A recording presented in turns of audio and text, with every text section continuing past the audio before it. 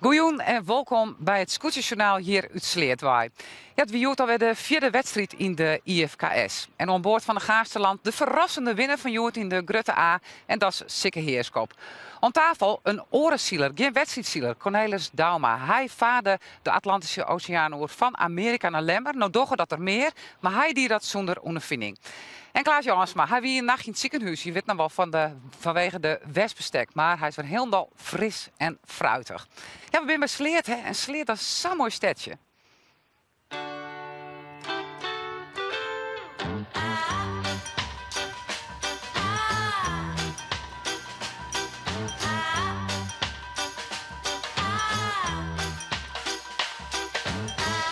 Girl, I can give you what you want.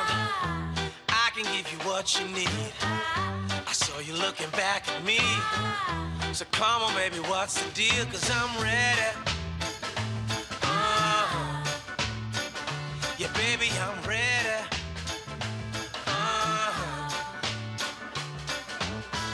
Wij hebben hier prachtig uitzicht. En in theorie is het misschien verboden te overnachten. Maar dat hebben we voor het evenement genegeerd. En we zijn ook niet gestoord. Dus u doet het voor het evenement, dus u komt van scootjeszielen? in principe wel. Deze keer dan hier in Sloten. Maar voor de rest, all over Friesland, daar is de aard van de kampeerauto naar. Een beetje rondtrekken. Ik vind het machtig. Al die mannen en vrouwen die daar helemaal verknocht zijn aan hun scheepje. Precies zoals wij verknocht zijn aan ons autootje. En dat is heerlijk. Mensen die vermaken zich heerlijk. Snapt u wat van het zeilen? Nee, geen borst. Nee. Now I can give you what you want. Yeah, I can give you what you need.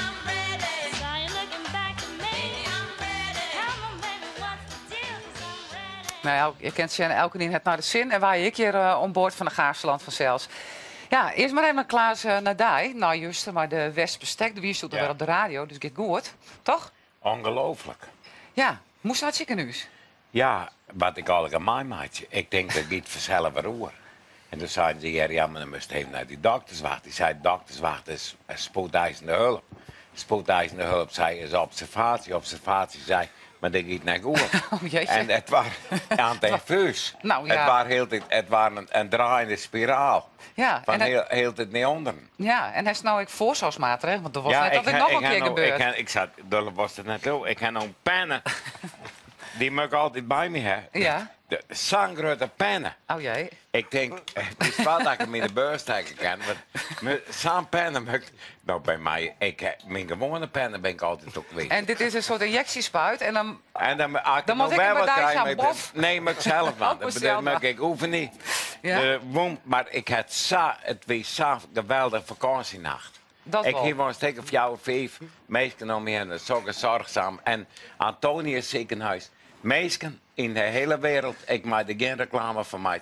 Maar als je wat krijgen, sorry dat je daar te plak komt. Goeie raad, goeie raad. net. Ja. Hey, is ik nog moet tweeten? Die wil ik nog even voorlezen, Klaas. Hij is gewoon zo leuk. Want Geert Lammers die twittert, het zou wel een heel raar scenario zijn. Zie de kop in de krant voor me. Wesp, snoertbek, Klaas Jansma. Einde. Gelukkig is het oors, zegt hij. Een telegraafkappen dat. Ja, dat is nou een telegraafkop. Ja, Sikke Heerskop, je moest er nog omlaag. Ja. Hey, eerste joert in de A, je komt uit de B. Je traint zeker heel vaak. Nou, net zo'n bult, daar komen we eigenlijk net op dag. Daar kom je net aan toe. Nou, toch zo'n goede prestatie. Aas maar even Ja, hier, machtig. hoe dat zo komen is. Ja. Ja, Cornelis, dat is de Atlantische Oceaan. Oerveer. Je hoort eigenlijk net als mij voor het eerst weer op een boord. Hè? Hoe bevoelt dat? Nou, dat is niet mijn boot, dus ik kon Nee. in ieder geval niet iets kapot gaan wat mijn schuld was. Dus dat was wel redelijk relaxed. En de motor deed het, dus ik vond het wel heel wat eigenlijk. Nou, super. Hier is Ja. gewoon een superdag. Ja, ik had een goede dag, ja. Ja, hartstikke mooi. Nou, ja, dan wist Joert bij de wedstrijd. Wie het spannende wedstrijd? Ja, het weer wel een spannende wedstrijd. Alleen weer jammer dat het zo'n breed rak weer, zeg maar zeggen. Of je moet de ene kant uit, of de andere kant uit. En dan slag. En dan meer zit er dan eigenlijk erin. En in de midden moest je in het wijzen, want daar wie geen wien, zeg maar zeggen. Oké, nou, zeg dat u het zegt. Zal ik het verhaal even vertellen? Nou, dan beginnen we bij het begin. En dan zien we de man van Sleer, die juster wat malheur met de gaffel hier. Maar het zit er al even mooi op. En dan is het kleren en dan kan je even zielen op eigen wetter. En dat is vanzelf mooi. Deze man die juster omslaan binnen, die binnen er ik weer.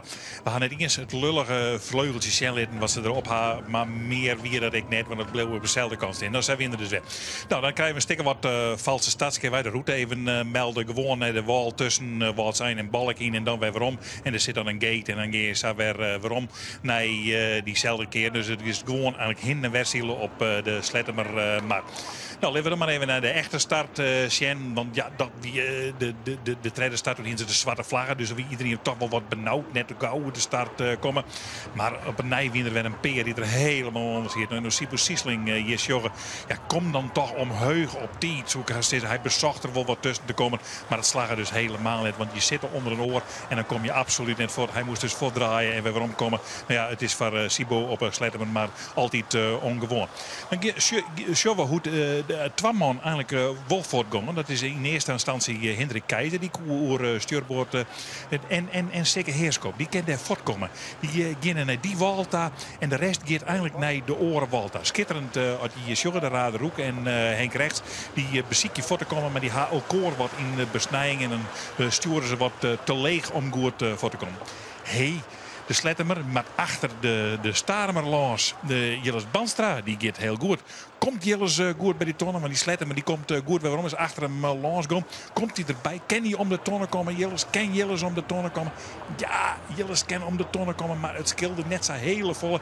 En hij moest wat linker erbij daar omheen. En die oren die daveren al jaren oer hem heen. Eerst dus de Slettemer en daar komt de oren komen daar achterom al jaren. En hij mat kniep. En hij, Jappie Banstra, die short alles even van, komt het goed? Ja, het komt helemaal goed.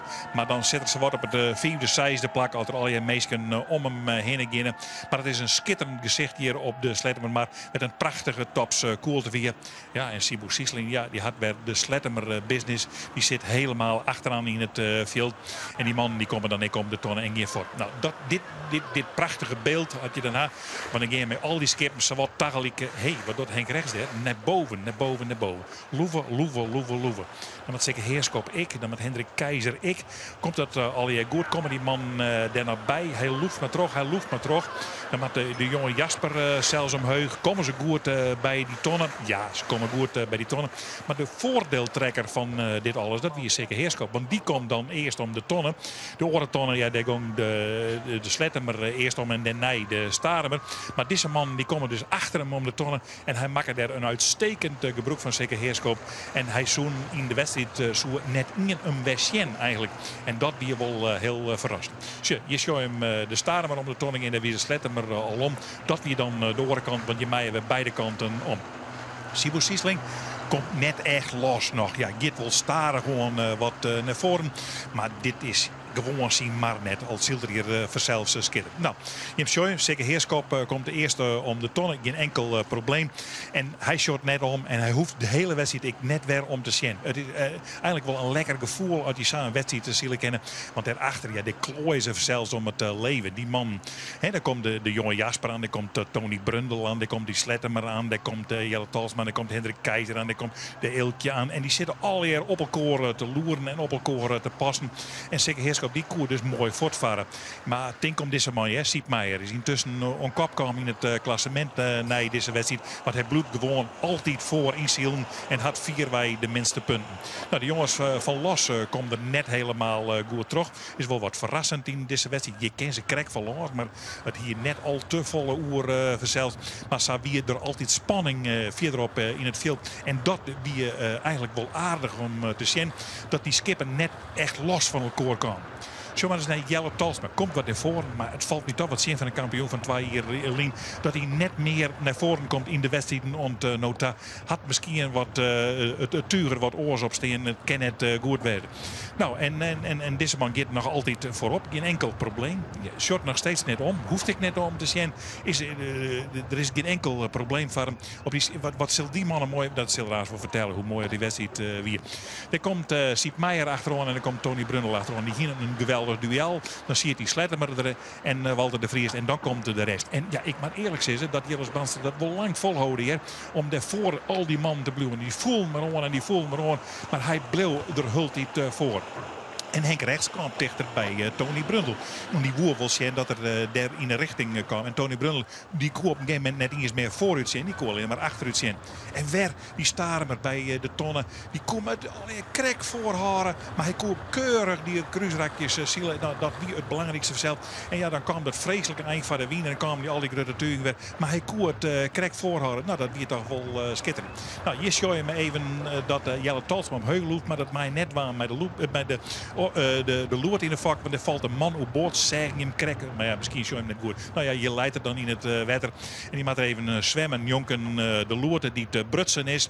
En ik moet zeggen dat ze kwamen weer om. Loerte kwam weer aan boord, man kwam weer aan boord. En ja, dan de echte skippers natuurlijk, die gaan nog al loerte onder de loeken lezen. De kist loeken werd dicht en de loerte er weer in. En dan kan je weer verder, want de wedstrijd die ging alsmaar verder en verder in spanning. Sibo Siesling kwam naar voren. En dat weer de man die uiteindelijk de Staremer Jilles Banstra bedriegen, zou er naar langs komen. Nou, hij zei om, ja, hier geen enkel ellende. De eerste keer dat Rom zei en toen op wij naar de finish. En dan wie het feestje er van Sikke Heerskop en Simon. De dek wordt haast in twaalf staan, zo mooi wie dat. Nou, schitterend. Het is een echt feestje. Nou, dan zien we nog de twart is de Jilles Siep Meijer. En dan komen deze beide mannen, Henk Rechts en Tony Brundle. En die schreeuwen elkaar, die hebben protestvlaggen in de hand. Want ja, de loeven of net loeven, mij dat wol, mij dat net. Nou, Henk Rechts zoekt maar beliers. En dus wordt hij treden Tony Brundle. En de ridder Tiger gelukkig mij. En bij Henk Rechts aan boord beginnen ze helemaal net zo gelukkig. Maar ja, meer zie je er net in. Vierde plakje. En de rest van het verhaal? Nou ja, hoe het precies uitkomt met deze man, dat moet Joeke vertellen. Ja, de eerste fjouwer neemde Elke dus al. Dus we beginnen vierde maar vier. Dat waren Walter de Vries, Sibo Siesling op een zesde plak toch nog. Jeroen de Vos Sande, dan Jilles Banstra op een achtste plak. En dan komen we op de tweede side. Die werd onvierd terug Delmer Los. Geven verder naar onderen aan Michiel Kalsbeek, Henk Keizer, Kees Jonker, Gele Tarema, Sietemeter. Dan op een 15e plak Jelle Talsma. En op de 16e Freddy van der Heijden. Alweer een soort punten onder de broek. Dat maakt dit klassement. Siep Meijer die zit het nummer 1. Tolwe komen Johan. Sibo Siesling komt er achterom. Maar Santje komen Johan. Dan Henk Rechts op een derde plak. Tom Brundle vierde. 5 Walter de Vries, 6 Jeroen de Vos, dan Jelle Talsma op een zonderplak en Sikke Heerskop op een achtste plak. Maar een komen Jochen achter de namen. Jochen Kees Jonker en we gaan verder naar onder een Delme Los, de regerend kampioen. Op een tiende plak net zo goed dan Sietemeter, Gerard Tarema, Michiel Kalsbeek. En dan 14, 15 en 16 hier Sussensteen, Banstra, Keizer en Freddy van der Heijden. En dat maakt het de cijfers dan weer compleet. Ja, aan tafel is zeg maar, ja, dat Sikke Heerskop, we zeggen jou der mooie varen. Dat moet wel een lekker gevoel wezen voorin, of net? Nou, dat is een heel lekker gevoel, ja. We hebben heerlijk zield. En we hebben wel eens achterom gezongen, dus dat klopt er net helemaal. En wij klokt. Ja. Maar we roepen steeds een beetje verder uit. Dus dat is super. Dus wij komen gewoon lekker zielen. Ja, lekker zielen. Ja. En dan, je komt uit de B, nou naar de A. Hoe kan het dat je hem, dan is dat een groot verschil, Savisa, tussen die twee klassen? Of valt het wel mij? Nou, er zit wel een behoorlijk verschil in, ja. Maar het wie in de B is hartstikke leuk. Ja, tuurlijk. Ja. Hartstikke leuk. Ja. Maar gewoon qua kwaliteit, dan win je. Ik zou wel iets. Klaas en Savisa, we hebben heel het weer naar je winnen. Dat is wel leuk, ja, hè, dit kampioenschap. Ik heb wat ruzie met zeker. Oh ja, nou, vertel. Nou, moet ik even mediation dan? Nee van mijn vrouw, maar ik zei het serieus nemen, wil je kampioen worden. Ja. Hij kan kampioen worden. Nu is hij er min of meer misplaatst, grutskop, dat hij het zadruk had, met zijn bedrijfjes, dat er net tijd heeft om te trainen. Ik zei, als je kampioen worden wil, dan moet je trainen en dan moet je kampioen worden. En ook als kampioen worden, die kwaliteit heeft. Nou, je bent een potentiële kampioen. Klaas, geweldig, dat is dan weer dat taal dichtst. Is dat zelf oors? Nou, ik zie al een dikke 20 jaar mee in die IFK's. Maar nou ben je de potentiële kampioen. Nou, dat is hartstikke mooi. Maar dan moest ik trainen. Dat doe ik net. Dat ook net, nee. Dat is net helemaal wie. We proberen het wel, maar het slag het vaak net. Maar wat zou dat dan hoe de rest van de A-klasse? Dat je toch winnen kennen zonder te trainen eigenlijk? Alvast te trainen. Ik zou stellen, ik ben al 24 jaar in training. Ja, gewoon traumatisch er wel. Ja, toch?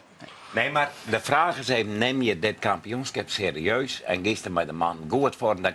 Deze man kan toch al gewoon per week een vrijmaatje om goed te trainen, om dat skipper goed bij te krijgen? Ja, daar hebben we het zwinters ik was hoor, maar meestal rent het op neer. Nou, dat is ik En wel. het indoors. Hey, ik wil even een jaar naar Tom Brundel, hoe die deze wedstrijd beleefd heeft. Daar ging Eelke Naart nog even aan boord. Tony Brundel, de beginst en meeste worden, hè? Ja, nee, je zit er vandaag weer lekker bij. Ging goed. Nee. Hartstikke mooi. Niet moeilijke wedstrijd? Ja, ik vond het wel op het laatste. Met Henk rechts, jongen, een hete adem in de nek. En scheelde niet veel. Wat schreeuwde er? Ja, kijk, wij hebben recht van de weg en hij heeft geen looprecht. Dus hij mag ons niet wegduwen. Dus dat wou hij wel een beetje doen. Maar goed, het ging wel net goed. Maar dat mij toch wel? Nee, dat mag niet. Dat mag hij niet doen. Waarom mij bij hij naar de Louvre? Nou, hij komt van onderuit. Hij heeft er geen looprecht, hè. Oké. Je wordt training deze wedstrijd, je moet juist de tweede worden. Doe je hem nog weer echt mee? Nou, dat weet ik niet. Ik moet de stand eens even zelf bekijken. Maar wij willen zo goed mogelijk varen deze week. Nou, het geintje van, nou ja, je weet het, met die aanvaring. We hebben echt wel problemen nog met over bakboord varen, hoor. Dat scheelt wel een stuk. Dat hij minder... Snelheid? Ja, snelheid, ja. Daarom hebben we de slagen over stuurboord zoveel mogelijk doorzetten. Maar op een gegeven moment in de verdediging moet je wel een keer, hè. Maar het weer goed gedaan. Ja, we zijn hartstikke wijs mee. Tevreden? Ja, super. Echt waar. Gefeliciteerd. Dank je wel. Ja, dat weer een tevreden Tom Brundel. Je ziet even hoe de situatie zeker. Daar is maar wat te knikken hoe dat loeven. Maar daar voelt dat Ton gelijk hier in dit geval. Ja, absoluut. Henk die dat ik bij mij. Oh, Maar ik ken de regels als ik wel. ja. Dus ik heb zo uit Delaware met het apparaat. Net ermee. Het boekje er even bij, in die zin, de Ja, regels. dat zit wel in de hol. Ja. Ja. Dus Hey, hij ging naar beneden. Oké. Zat je het. Cornelis, heeft zo de wedstrijd onscout. Hoe is dat op de hoek kom? Zoals mij wel als bemanningslid bijvoorbeeld? Nee, het is veel te druk voor mij. Ja? Waarom?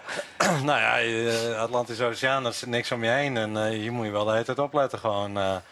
Maar ik vond het wel heel mooi om te zien. Ja, maar daar, op dat Atlantische Oceaan heb je geen toestanden met protesten en stuurboord, bakboord situaties. Nee, ik weet het boekje niet. Nee. Ik zou, Walvis.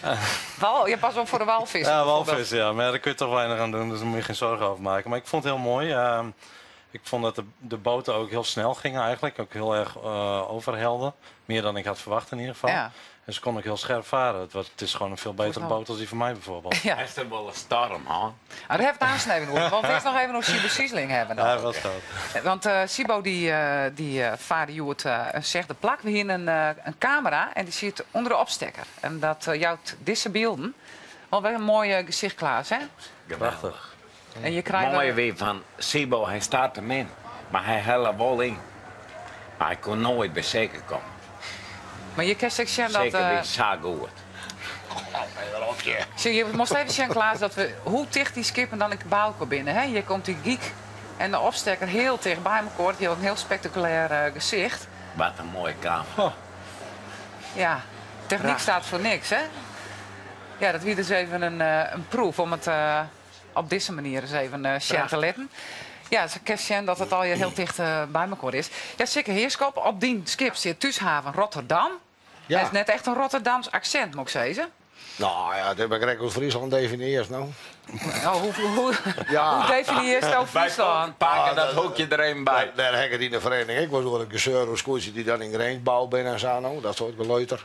Maar ja, als je een beetje groter denkt. Ik bedoel, Friesland, vroeger van Noord-Frankrijk, dat is Scandinavië, toch? Oh, dan moeten we even herstellen. Nou, dan valt er al aan. Dat moeten we even. Ja, relatief. Want de zoals ik vaar inderdaad de vaart al heel lang mee. We volgen het scootjournaal op de Grutte A. Dus voor Misschien u is dan wel weer te lang. Te lang, ja? Te lang? Hoe zo? Oh, ik ben er net jonger aan natuurlijk. Het is wel een beetje slopend al, ja. Is het lopend, ja? Ja, en die jonge stormende ben je natuurlijk. Ja. Die maken het lekker makkelijker op schip, ja. Nee, is dat zo? Nee, ik krijg een hoop op die soorten meter. Oh, ja. De vraag is, was er nou kampioen worden bij de IFK? Nou. Nee. Nou, Klaas, Nou, moet ik het net verkeerd zeggen. Ik vind Olly prima. Dat vind je prima. Maar Dok is deze man dus al vol langer, maar wij weten net helemaal net zo volle van hem. Vertel eens, wat doe je in het dagelijks leven? Ja, ik rommelen en wat. Klaar, die zit altijd niet. Nee, ik doe net zo volle meer. Maar wat heb je die in dan? Ik heb in transport zitten. In rederij. Ik heb verkocht. Speedo. Ja? Zeker weer de man van Speedo.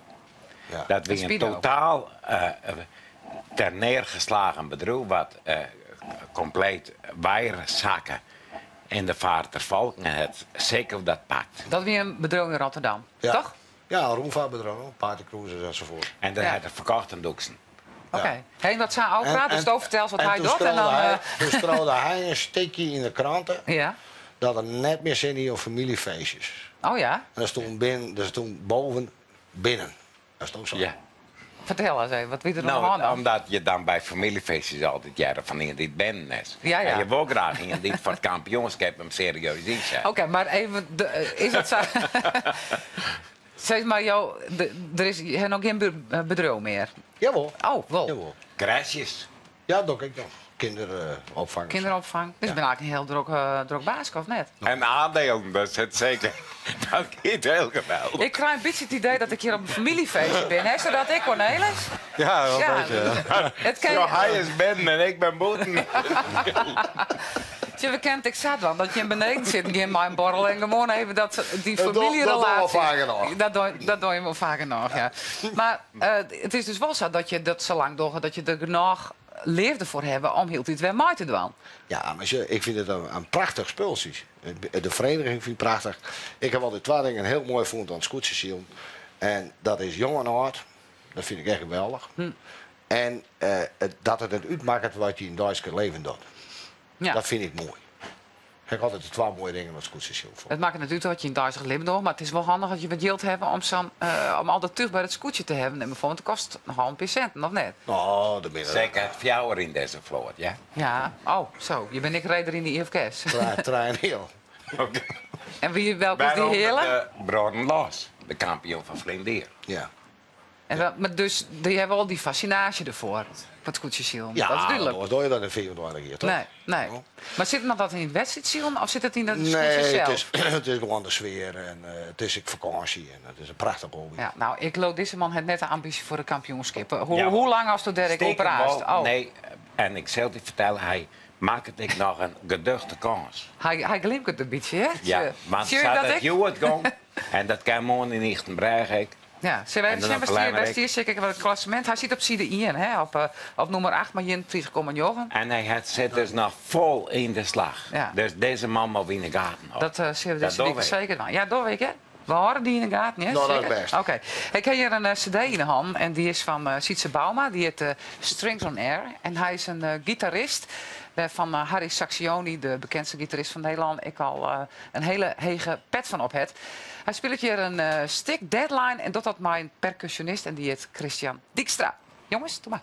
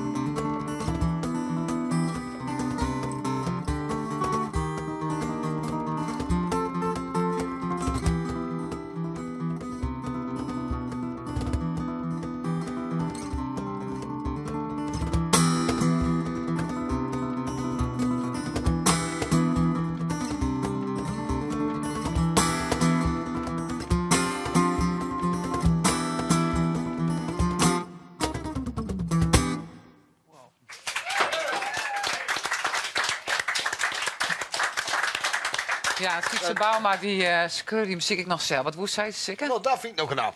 Dat is echt knap, Ja, hè? dat vind ik knap. Dat Want vind ik heb juist de grauwe vingers om dat goed om die gitaar heen te krijgen. Ik heb het jarenlang proberen, maar er niks voor. Nou, Sietse is er een ster in. En maar Christian is dat een mooi geheel. Ja, je hebt zielen en zielen. We hebben de wedstrijd maar je ken ik een mijn bootje de Atlantische Oceaan oerstekken. Zonder ervaring, ja. Hoe kwam ze bij dat absurde plan om dat te doen eigenlijk? Nou ja, ik had een motorongeluk gehad en ik had het overleefd. Ik had zoiets van, nou ja, ik moet misschien iets meer uit het leven halen dan wat ik aan het doen ben. En ik had dit altijd al een beetje in mijn achterhoofd. Dat ik dacht dat mensen toch een beetje te moeilijk deden over het zeilen eigenlijk. Dus ik dacht van, nou ja, ik had een beetje geld van het motorongeluk. Ik had nog wat gewerkt. Ik had op dat moment geen huis, dus ik had ook geen huur wat ik hoefde te betalen. Nee. Ik denk, ik ga naar Amerika, ik koop een boot en ik zie wel wat er gebeurt gewoon. Nou, ja, en dat heeft die. Nou, ik komt wel een beetje op neer eigenlijk. Ja. Ja, ik ben naar Amerika gevlogen en ik had wel een beetje informatie ingewonnen over wat voor een soort boot mijn tekortkomingen zeg maar kon compenseren. Gezien dat ik dus niet kon zeilen. Nee, ik koos gewoon echt helemaal net zielen. Nee, maar ik kon wel windsurfen.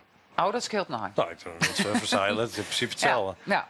Maar Dus, goed, vertel je, toen heb je een boot gekocht. Ja, ik had een boot gekocht. Nou ja, dat was wel redelijk eng eigenlijk gewoon. Omdat ik wist helemaal niks. Ik stond ook in die boot en keek omheen. Ik dacht, ja, wat nou?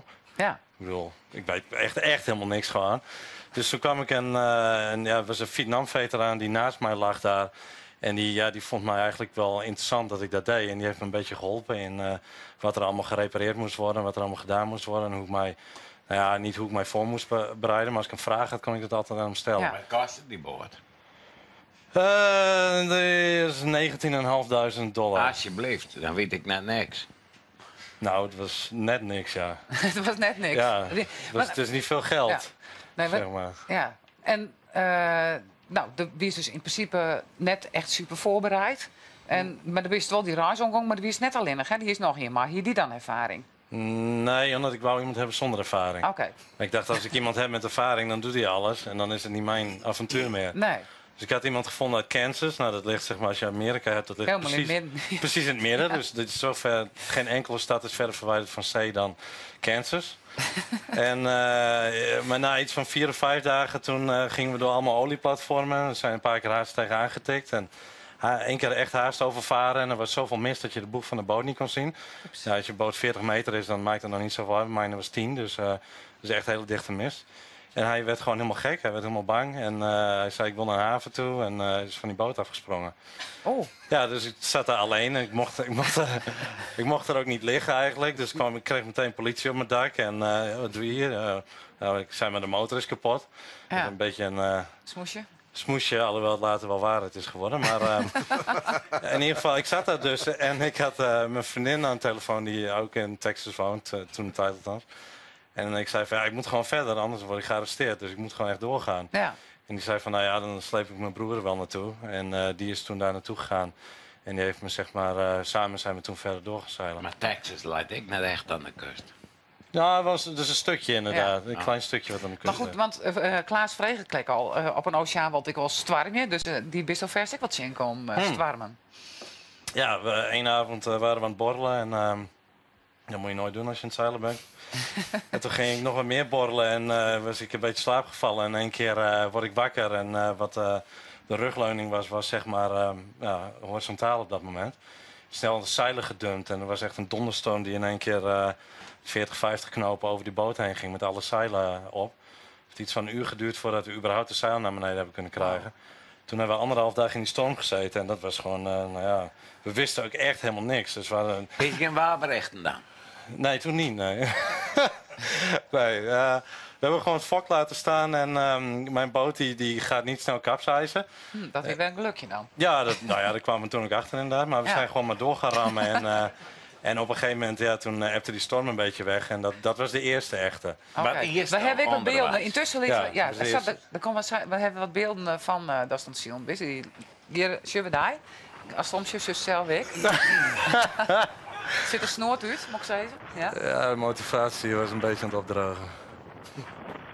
Ja, en hier is ik speciale kleren, dat is het goed warm houden koest. Nee, ik had zo'n $10 regenpakje wat je op de fiets gebruikt, zeg maar. En ik had gewoon kleren aan. Alleen ja, als die één keer nat worden van het zout water, dan worden ze eigenlijk nooit meer droog. Gewoon. Dan droogt het niet meer, Dus nee. het was, op een gegeven moment was het gewoon nat de hele tijd. Ja. Oh, dat lijkt me net prettig. Nee, dat was eigenlijk het ergste, ja. Dat het nat was. Wie dat het ergste? Ja? Nou ja, omdat de rest is. Ja, zeilen is normaal een beetje saai eigenlijk, tenminste vind ik. En dan zo af en toe dan is het dikke hel. Maar daartussenin is het gewoon heel langdurig. Dus als je dan op een gegeven moment vaseline op allemaal lichaamsdelen moet gaan smeren, omdat allemaal schaafwonden op zitten, zeg maar. Ja. Dan wordt het wel een beetje vervelend. Kort en ellendig. Want daar hoest het niet eten, klaar? Ja.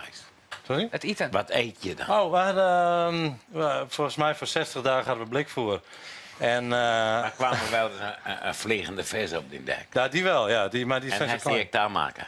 Nee, nou, meestal waren ze dood voordat ik het echt door had. Maar, maar dat is toch hartstikke goeie eten met proteïne en zo? Ja, maar dat is wel een beetje lieds, zo'n vliegende vis.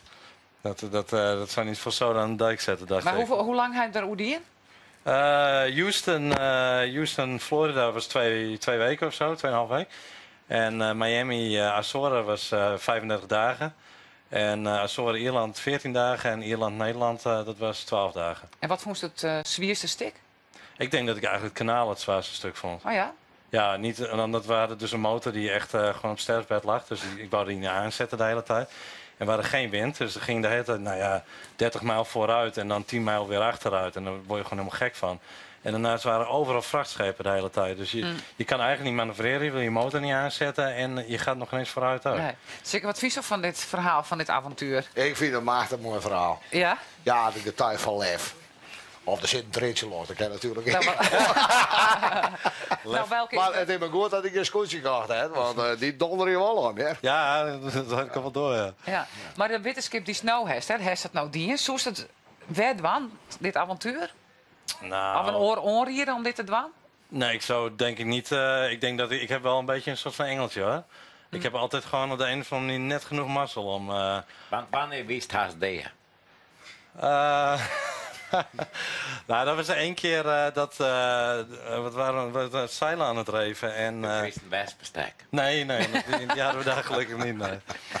Maar zeilen aan het reven en ik had een elastiekje had ik achter, hoe noem je dat? In het Engels weet ik het wel, maar het heet de travel. De lijn van de boot zeg maar naar je giek toe, hoe heet dat hier? Ja.